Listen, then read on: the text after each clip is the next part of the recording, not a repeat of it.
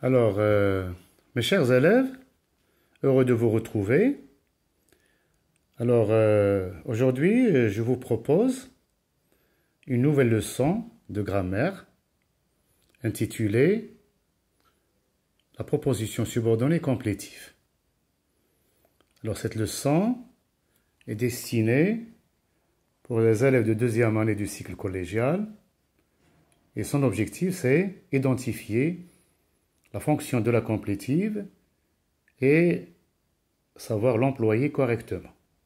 Alors commençons d'abord par la lecture de ce support. Alors ce support figure dans le manuel de deuxième année, le français au collège, à la page 157. Alors, nous avons deux personnages, René et Jacques. On va essayer de lire les répliques. René. Monsieur Luc vous attend dehors. Que voulez-vous que je lui dise, monsieur? Jacques. J'ordonne qu'il parte d'ici immédiatement. René. Calmez-vous, monsieur Jacques. Il ne convient pas que vous soyez si nerveux. Jacques. Je ne veux rien savoir. René. Ce monsieur est persuadé qu'il gagnera votre confiance si vous le laissez tenter sa chance. Jacques, je pense quant à moi qu'il n'est pas sincère. Voilà. Alors les propositions, alors nous allons essayer de répondre à une série de questions pour comprendre mieux. Alors les propositions qui sont soulignées dans ces répliques, est-ce que ce sont des phrases complètes ou bien une partie de phrases? Alors prenons par exemple deux répliques, la deuxième réplique et la troisième réplique. J'ordonne qu'il parte d'ici immédiatement. Il ne convient pas que vous soyez si nerveux. Alors j'ordonne qu'il parte d'ici. Alors ce fragment de phrase, qu'il parte d'ici, et que vous soyez si nerveux, est-ce que ce sont des phrases complètes ou bien seulement des parties de phrases? Bien sûr, ce sont seulement des parties de phrases. Voilà. Alors, par quels mots ils sont introduites, ces parties de phrases? Alors, j'ordonne que. Il ne convient pas que. Alors, nous avons la conjonction que, qui relie la phrase, la proposition principale, à la phrase, la deuxième phrase qui est la proposition subordonnée complétive. Alors, quel est le rôle de la proposition soulignée par rapport au verbe? Alors, j'ordonne qu'il parte d'ici immédiatement. Première réplique. J'ordonne quoi? J'ordonne qu'il parte d'ici immédiatement. Alors, la fonction de la proposition subordonnée complétive, c'est de compléter. Alors, c'est un complément d'objet direct. Il complète le verbe de la principale qui est le verbe ordonner. J'ordonne quoi? Qu'il parte d'ici. Dans la deuxième, il ne convient pas quoi? Il ne convient pas que vous soyez si nerveux. Même chose, c'est un complément d'objet direct. Alors, la fonction de la proposition subordonnée complétive est un complément d'objet direct. Alors, c'est pour cela qu'on l'appelle, d'où le nom de complétive, parce qu'il complète la proposition subordonnée. Il complète plutôt la proposition principale. Alors, passons maintenant à voir, à observer les modes. Dans la première phrase, j'ordonne qu'il parte d'ici. Nous avons ici le subjonctif, qu'il parte. Et dans la dernière réplique, je pense quant à moi, qu'il n'est pas sincère, qu'il n'est pas, nous avons ici le présent. Alors nous avons, dans ce dialogue, il y a deux modes. Alors les phrases, les subordonnées, les propositions subordonnées complétives, nous avons ici deux modes qui sont employés, l'indicatif et le subjonctif. Bien sûr qu'on a déjà vu dans une leçon précédente la différence entre ces deux modes. On a dit que le présent de l'indicatif exprime des faits qui sont réels, certains, dont la réalisation est plus ou moins sûre, alors que le subjonctif présente des faits exprimés par les verbes, des faits qui sont possibles, qui sont supposés ou bien souhaités, des faits dont la réalisation n'est pas envisagée d'une façon certaine. Bon alors, passons maintenant à la deuxième partie. Alors, on va voir. Alors, j'observe et je comprends le support. La complétive, c'est quoi? C'est une proposition avec un verbe et son sujet qui complète un élément de la proposition principale. Regardez ces deux phrases. Je vois que cette pandémie a touché tous les pays. Nous sommes sûrs que leur économie sera endommagée. Alors, vous voyez que la complétive, la proposition subordonnée complétive, il joue le rôle de, il a pour fonction complément d'objet direct. Je vois quoi? Je vois que, dans la deuxième phrase, nous sommes sûrs que leur économie sera endommagée. Nous sommes sûrs de quoi? Alors ici, nous avons la fonction de la proposition subordonnée relative. Sa fonction, c'est complément d'objet indirect. Nous sommes sûrs de quoi? Voilà. Alors, comme vous voyez, la proposition subordonnée complétive, il peut jouer le rôle d'un complément d'objet direct ou bien d'un complément d'objet indirect selon le verbe introducteur, c'est-à-dire le verbe de la principale. Maintenant, on va voir ce tableau récapitulatif qui résume le choix du mode verbal employé dans une complétive. Alors, nous avons, comme vous voyez, deux modes, le mode indicatif et le mode subjonctif. Alors, quels sont les verbes? Les verbes, bien sûr, les verbes de la principale qui commandent l'emploi soit du subjonctif, soit de l'indicatif. Alors, dans une complétive, quand on a un verbe, le verbe de la principale, de la proposition principale, exprime une idée de certitude, ou bien de déclaration, ou bien de connaissance, ou bien un verbe d'opinion, alors, ou bien un verbe de perception, de prescript plutôt.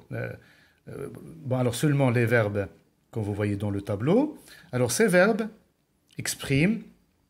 Alors, voilà une série de verbes. Par exemple, les verbes qui expriment la certitude. Je suis sûr, certain, il est évident, il est établi que, il est prouvé que, il est vrai que. Comme vous voyez, déclaration annoncée, avouée, affirmée, répétée, etc. Garantir. Les verbes qui expriment la connaissance, remarquer, voir, constater, apprendre, savoir, comprendre, s'apercevoir. Une opinion, croire, penser, juger, considérer, etc. Trouver, estimer. Voilà. Alors, pour le subjonctif, alors, quand on a des verbes exprimant une idée de perception, alors comme ou bien une volonté, par exemple le verbe vouloir, exiger, ordonner, ces verbes-là sont suivis par le subjonctif. Comme par exemple les verbes de sentiment également, comme souhaiter, regretter, aimer, craindre, s'étonner, se réjouir, ou bien détourner un personnel. Il est triste que, il est désolant que, il est décevant, il est dommage que, etc. Les verbes d'obligation, qui expriment une idée d'obligation, il faut que, il est nécessaire que, il est obligatoire que, il est impératif que. Les verbes qui expriment un doute, alors je doute que, il est douteux que, il n'est pas certain que, et ainsi de suite. Alors, les verbes qui expriment la possibilité, comme par exemple il est possible que, il est impossible que, il se peut que, il arrive que, et ainsi de suite. Voilà, une petite remarque, bon, le regardons. Alors, le verbe, quand vous voyez le verbe souhaiter et le verbe espérer, ils ont un emploi un peu spécifique, même si ces deux verbes appartiennent au verbe de sentiment, mais alors, lorsqu'on emploie le verbe espérer, on emploie l'indicatif. J'espère que tu seras en bonne santé, mais je souhaite que tu sois en bonne santé. Alors, espérer et souhaiter ne sont pas suivis par le même mode. Espérer est suivi par l'indicatif, alors que souhaiter est suivi par le mode subjonctif. Alors, on peut également employer le subjonctif après les verbes d'opinion, lorsqu'ils sont employés à la forme négative ou bien interrogative. Par exemple, à la forme négative, par exemple, je ne pense pas que nous puissions terminer aujourd'hui. Je ne pense pas que. Alors, le verbe penser, c'est un verbe d'opinion, employé ici à la forme négative. La même chose pour la forme interrogative. Croyez-vous que cet homme dise la vérité? Dise. Vous voyez? Alors, croire et penser, ce sont des verbes d'opinion. Normalement, à la forme affirmative, ils sont suivis par l'indicatif. Mais lorsqu'ils sont employés à la forme négative ou interrogative, on emploie le subjonctif. Alors, l'accomplissement du fait envisagé demeure incertain dans ce cas. Alors, ne confondez pas une complétive. Alors, une petite remarque, ne confondez pas une complétive et une relative. Je vois que ce travail demande beaucoup de temps. C'est une complétive. Parce que je vois que. Alors, je vois quoi? Je vois que. Alors, la proposition subordonnée complétive suit le verbe. Alors que dans la deuxième phrase, je vois le cadeau que tu as acheté. Je vois le cadeau que. Alors, ici, que tu as acheté, c'est une phrase qui complète le nom, le cadeau. Alors, c'est une proposition subordonnée relative. Voilà. On passe maintenant à la deuxième. La deuxième catégorie de complétive, la complétive infinitive. On peut transformer une subordonnée complétive en subordonnée infinitive. Et ce, dans ces deux cas. Alors, nous avons deux cas. Quand la complétive est complément d'objet, quand elle est complément d'objet d'un verbe de perception, lorsque nous avons un verbe de perception, comme voir, entendre, sentir, écouter, je vois que l'avion décolle. Je vois décoller l'avion. Voilà le verbe de perception, voir. J'entends que la pluie tombe. J'entends tomber la pluie. Vous voyez? Deuxième cas, quand on a le même sujet, quand le sujet de la proposition principale et le sujet de la proposition subordonnée sont les mêmes. Il pense qu'il reviendra demain, il pense revenir demain. Je suis sûr que je ferai de mon mieux, je suis sûr de faire de mon mieux. Je suis sûr de. Je crois que j'ai vu ce film, je crois avoir vu ce film. Vous voyez, hein? J'ai vu, c'est un passé composé. Alors ici, nous avons un infinitif passé. Je crois avoir vu ce film. Il estime qu'il est resté sans nouvelles de sa fille. Il estime être resté sans nouvelles de sa fille. Alors, vous voyez, hein, nous avons, lorsque nous avons un temps simple, on emploie l'infinitif présent. Lorsque nous avons un temps composé, on emploie l'infinitif passé. Passons maintenant à la dernière étape, la dernière étape consacrée pour l'entraînement. Alors, je vous ai proposé 4 exercices. Vous pouvez les voir. Alors, je m'entraîne. Premier exercice, je précise la fonction de la complétive. Premier exercice. Deuxième, je complète au moyen d'un verbe introducteur convenable. Deuxième exercice, je mets le verbe au présent de l'indicatif ou bien au subjonctif, au présent du subjonctif. Et le troisième exercice, j'emploie des complétives infinitives. Transforme les complétives suivantes en propositions infinitives.